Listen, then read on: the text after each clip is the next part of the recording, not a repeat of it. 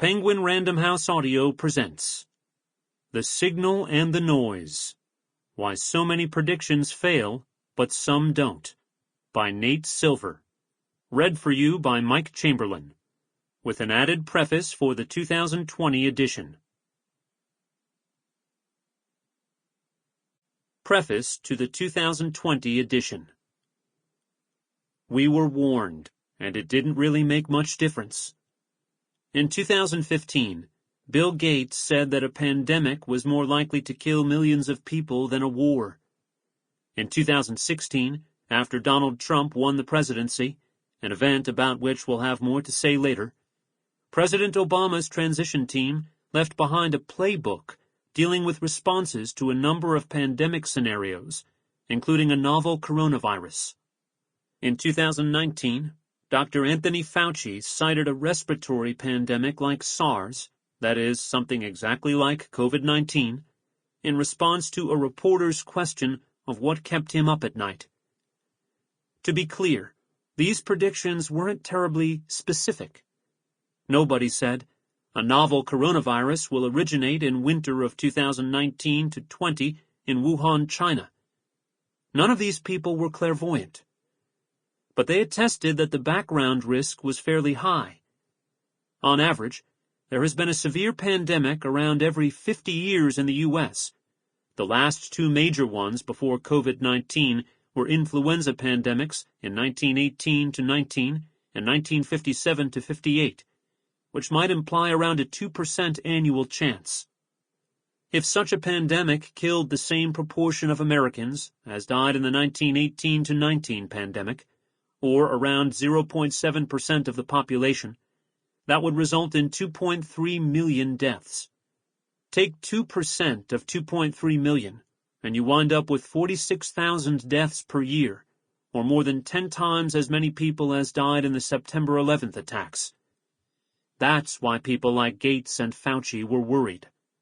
It's harder to say exactly when COVID-19 specifically became such an acute threat. As late as mid-February, a super forecasting panel, a project led by Phil Tetlock, whom you'll meet in Chapter 2, and which generally has made successful forecasts, assigned only a 3% chance to the pandemic being as bad as it would turn out to be a month later. And there were plenty of experts, even Dr. Fauci, who downplayed the threat to the U.S. at times. But as outbreaks began to flare in Italy and other countries, the situation was getting worse quickly. By February 25th, the Centers for Disease Control and Prevention had ominously warned Americans that they should prepare for significant disruptions in their daily lives. And epidemiologists like Harvard's Mark Lipsitch were predicting that 40 to 70% of the world's population would eventually be infected with the coronavirus.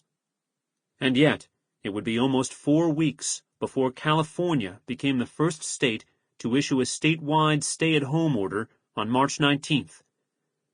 I'm sorry for the cliché, but those days literally felt like the calm before the storm. You find yourself watching the storm clouds gather, hearing the first claps of thunder, recognizing the inevitability of what's about to come.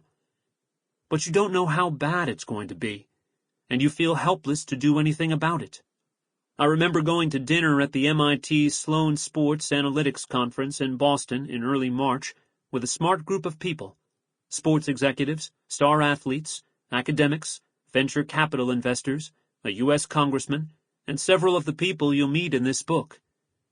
It would have been ironic if these people, most of whom, in some form or another, are paid to assess risk and uncertainty, had been ignorant of the coronavirus threat. But we were pretty worried. We all had the sense that this was the last time in a while that there might be this sort of get-together. Did any of us actually do anything about it, though? Not really. It's not even clear that the conference should have been held in the first place. A Biogen conference in Boston a week earlier had turned out to be a super-spreader event. I remember returning to New York City after the conference, and Mayor Bill de Blasio telling people to avoid using the subway.